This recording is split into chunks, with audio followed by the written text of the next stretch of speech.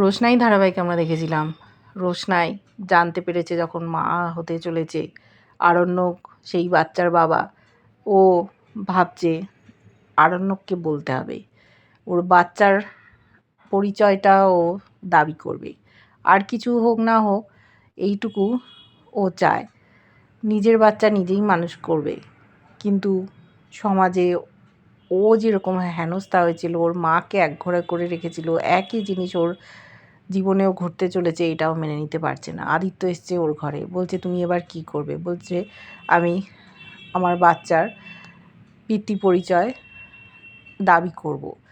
বলল যে সে যদি অস্বীকার করে, তখন রোশনাই বলছে আমি যতদূর তাকে চিনেছি সে অস্বীকার করার লোক না।